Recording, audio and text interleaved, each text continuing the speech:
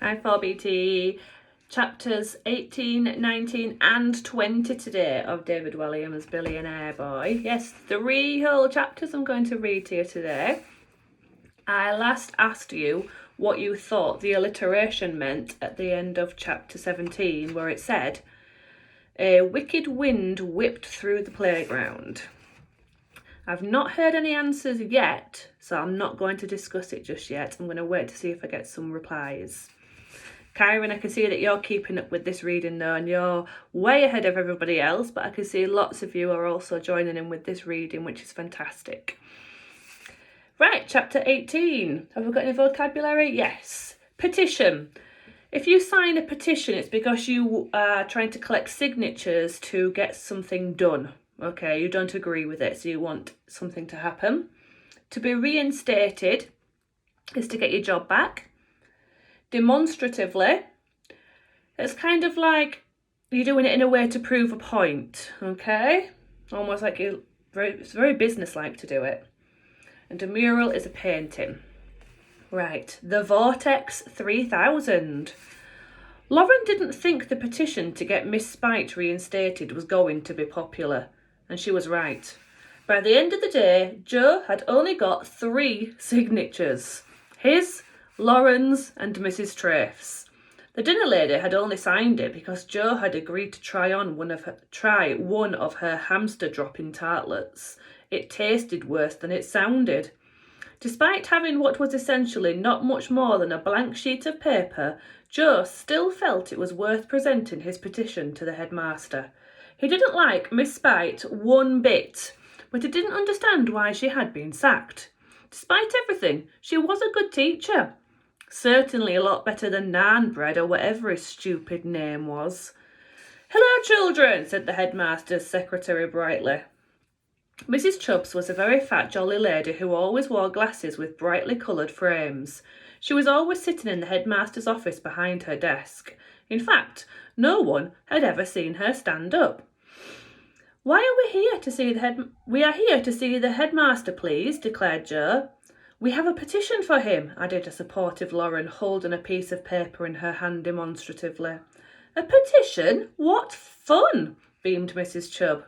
"Yes, it's to get Miss Spite her job back," said Joe in a manly way that he hoped might impress Lauren. For a moment he toyed with the idea of thumping his fist on the desk to add that extra emphasis. But he didn't want to topple over any of Mrs. Chubbs's abundant collection of lucky gonks. "Oh yes, Miss Spite, wonderful teacher. Don't understand that at all. But children, I'm sorry to say you have just missed Mr. Dust." "Oh no," said Joe. "Yes, he just left. Oh look, there he goes." She pointed one of her bejewelled sausage fingers to the car park. Joe and Lauren peered through the glass. The headmaster was edging his way along at a snail's pace with his Zimmer's frame. "Slow down, Mr. Dust, you'll do yourself a mischief," she called after him. Then she turned back to Joe and Lauren. "He can't hear me. Well, in truth, he can't hear a thing. Do you want to leave that little petition thing with me?" She angled her head and studied it for a moment. "Oh dear, it looks like all the signatures have fallen off." "We were hoping for more," said Joe weakly. "Well, if you run, you might just catch him," said Mrs. Chubb. Joe and Lauren shared a smile and walked slowly to the car park. To their surprise, Mr. Dust had abandoned his Zimmer frame and was clambering astride a shiny new Harley-Davidson motorbike. It was the brand new jet-powered Vortex 3000. Joe recognised it because his dad had a small collection of 300 bikes and was always showing his son brochures of the new ones he was going to buy. The superbike, at £250,000, was the most expensive motorbike ever produced. It was wider than a car, taller than a lorry, and blacker than a black hole. It shone with a very different chrome to that of the headmaster's Zimmer frame. "Headmaster!" called Joe, but he was too late. Mr. Dust had already put on his helmet and revved the engine.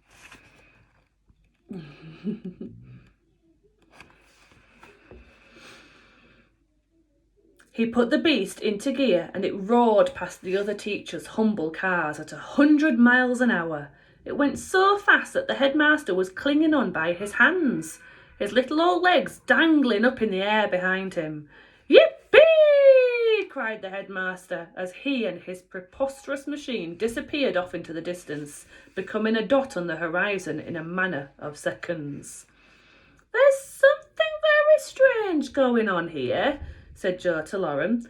"The witch gets the sack, the headmaster gets a £250,000 motorbike."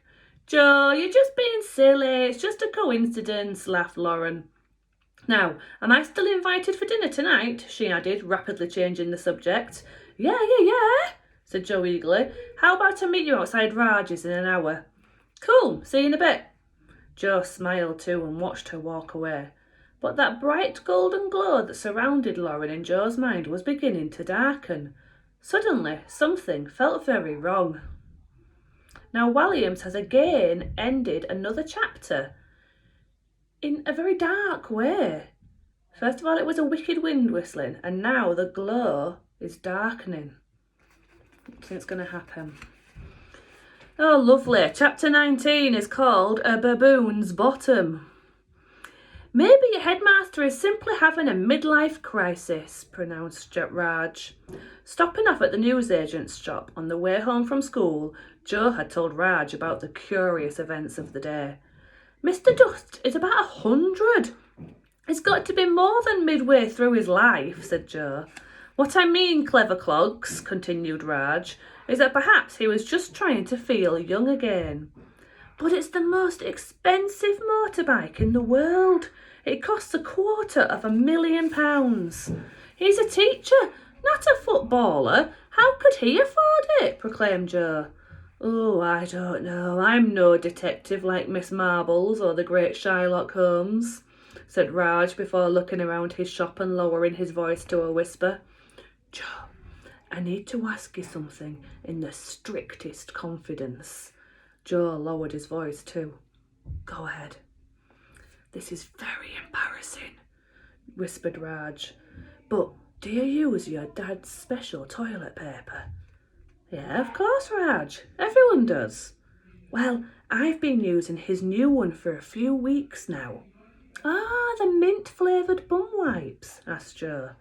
There was now a huge range of Bum Fresh products, including Hot Bum Fresh, which warms your bottom as you wipe, Lady Bum Fresh, specially soft wipes for ladies' bottoms, and Minty Bum Fresh, leaves your bottom with a cool, minty aroma.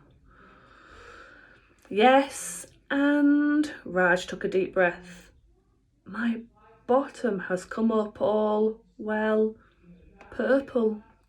"Purple!" said Joe with a shocked laugh. "This is a very serious matter," chided Raj. He looked up suddenly. "1 copy of the Daily Mail and a packet of Rolos, that'll be 85p. Be careful with those Rolos on your dentures, Mr. Little." He waited for the pensioner to leave the shop. Ding went the bell on the door. "I didn't see him there. He must have been lurking behind the quavers," said Raj, a little shaken at what the pensioner might have heard. "You are joking, aren't you, Raj?" said Joe with a quizzical smile. "I'm deadly serious, Joe," said Raj gravely. "Show me then," said Joe. "I can't show you my bottom, Joe. We've only just met," exclaimed Raj. "But let me draw you a simple graph." "A graph?" asked Joe. "Be patient, Joe." As the boy looked on, Raj grabbed some paper and pens and drew this simple graph. So as you can see, it is the most purple it's ever been. "Wow, that is purple," said Joe, studying the graph. "Is it painful?" "It's a little sore." "Have you seen a doctor?" asked Joe. "Yes, and he said he'd seen hundreds of people in the local area with brightly coloured bottoms." "Oh no," said Joe. "Maybe I will have to have a bum transplant." Joe couldn't help but laugh. "A bum transplant?" "Yes, this isn't a laughing matter, Joe," chided Raj. There was hurt in his eyes that his bottom had become the subject of mockery. "No, sorry," said Joe, still giggling. I think I will stop using your dad's new bum fresh wipes and go back to the shiny white my wife used to buy. I'm sure it isn't the bum wipes, said Joe. Well, what else could it be? Look, Raj, I'd better go, Joe said. I've invited my girlfriend over later. Ooh, girlfriend is it now? The pretty girl you came in with when I sold you the ice lollies, said the newsagent brightly. Yep, that's her, said Joe shyly. Well, I don't know if she really is my girlfriend, but we've been spending lots of time together. Oh, well, have a lovely evening. Thanks. Arriving at the door, Joe turned back to the newsagent. He couldn't help himself. Oh, by the way, Raj, good luck with the bum transplant. Thank you, my friend. I hope they can find one big enough, Joe laughed. Out of my shop, you! Out, said Raj. Ding! Cheeky boy, muttered the newsagent with a smile as he rearranged his girly whirlies.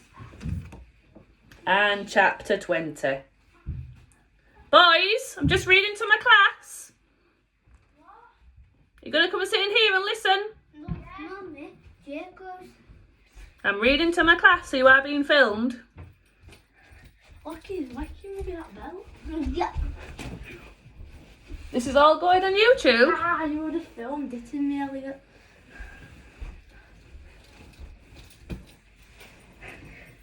You're going to sit still and listen? Yeah. Thank you.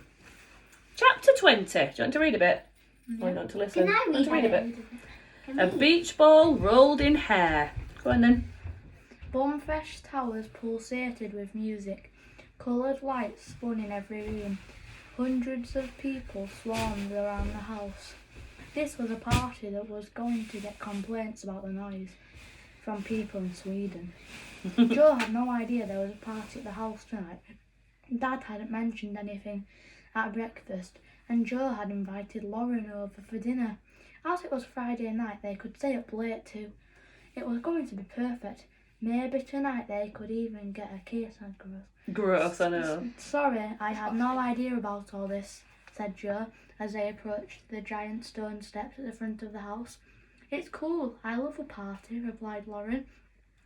As darkness fell out and strangers tumbled out of the house clutching both bottles of champagne, Joe took Lauren's hand and led her through the huge oak front door. Wow, this is some house, shouted Lauren over the music. What? Said Joe. Lauren put her mouth to Joe's ear so she could be heard. I said, wow, this is an awesome house. But Joe still couldn't really hear her. Feeling the heat of her breath so close to him was so exhilarating, he stopped listening for a moment. Thank you, shouted Joe back in Lauren's ear. Her skin smelled sweet like honey. Joe searched all over the house for his dad. It was impossible to find him. Every room was oozing with people. Joe didn't recognise a single one of them. Who on earth were they all? Guzzling cocktails and gobbling finger food like there was no tomorrow. Being short, Joe really found it hard to see over them. His dad wasn't in the snooker room, he wasn't in the dining room, he wasn't even in the messenger room. He wasn't in the library, he wasn't in the other dining room, he wasn't in his bedroom, he wasn't in the reptile house. Well done. Do you want to stop there? Do you want to carry on? Stop. Stop. Let's try the pool room, shouted Joe in Lauren's ear. You've got a pool. Cool, she shouted back. They passed a woman bent over, vomiting by the sauna as a man, presumably her boyfriend, patted the small of her back supportively. Some party guests had either dived or fallen into the pool and were bobbing around in the water. Joe enjoyed swimming, and the thought that none of these people looked like they would get out of the pool if they needed a pee clouded his mind. Just then he spotted his dad, wearing just a pair of swimming trunks and his curly afro toupee, and was dancing to a completely different song than the one that was playing. Covering the wall behind them was a vast mural of a strangely muscle-bound version of himself reclining in a thong. The real Mr. Spud boogied badly in front of it, looking more like a beach ball that had been rolled in hair. What's going on, Dad? Joe shouted, half because the music was so loud, and half because he was angry. His dad hadn't told him anything about the party. Who are all these people? Your friends? Oh no, I hired them in. £500 each, partyguests.com. What's the party for, Dad? Well, I know you'll be pleased to know that Sapphire and I have got engaged. Mum, can I read a bit? Yep, come sit on the side of me. What? Said Joe, not able to disguise his shock. It's great news, isn't it? Dad yelled. Still the music boom, boom, boom, boomed. Joe didn't want to believe it. Did this brainless lady really? Nah, I'm not reading that word. Really? Really have to be his new mum? I asked her yesterday and she said no, but then I asked her again today and gave her a great big diamond ring. She said yes. Congratulations, Mr. Spud, said Lauren, so you must be a friend of my son's from school, said Mr. Spud. His words trembling out clumsily. Good boy. That's right, Mr. Spud, replied Lauren. Call me Len, please, said Mr. Spud, with a smile, and you must meet Sapphire. Sapphire, he shouted. Sapphire Tottered. over in shocking yellow high heels and even more shocking yellow mini dress. Well done, you. Would you show Joe's friend the engagement ring, my gorgeous lady love of all time? 20 million quid just for the diamond. Joe spied the diamond on his soon-to-be stepmother's finger. It was the size of a small bungalow. Her left arm was dangling lower than the right with the weight of it. Oh, it's so heavy I can't lift my hand, but if you bend down you can see it, said Sapphire. Lauren stepped closer to get a better look. Haven't I seen you somewhere before? Sapphire asked. Mr. Spud leapt in. No, you haven't, my true love. Yes, I have, said Sapphire. No, my angel cake. Oh my God, I know where I seen you. I said, shut it, my chocolate sprinkled princess, said Mr. Spud. You've done that ad for Pot Noodle, Sapphire exclaimed.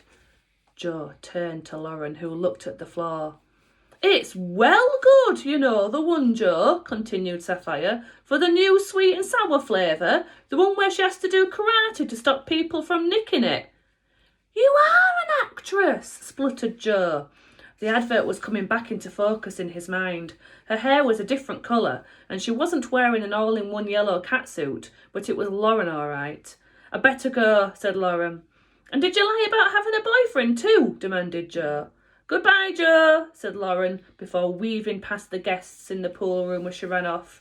Lauren! Shouted Joe after her. Oh, let her go, son, said Mr. Spud sadly. But Joe raced after her and caught up with her just as she reached the stone steps. He grabbed her arm harder than he had anticipated, and she turned around in pain. Ow! Why did you lie to me? Joe stammered. Just forget it, Joe, said Lauren.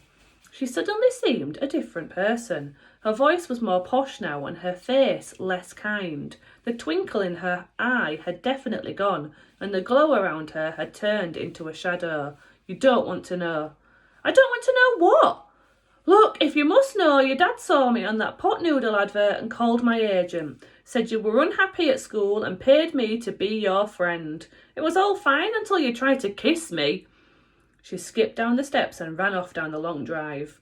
Joe watched her go for a few moments before the pain in his heart was so great he had to bend over to stop it.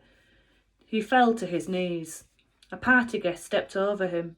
Joe didn't even look up. He felt he was so sad that he was never going to be able to get up again. Oh, poor Joe. It's either a good things about being rich, but there's also some negative side to being rich. So what I'd like you to do is do me a Venn diagram, please, okay? Now, we've done these before. So in here, write down all the positives about being rich, and here, all the negatives about being rich. And then this centre part here is I'd like to think about what would you put in there? Something that's good and something bad about having lots and lots of money. I hope you enjoyed that story time today, especially with my boys helping out. I'm going to say bye-bye. Bye bye. Bye bye. And I'll see you again tomorrow.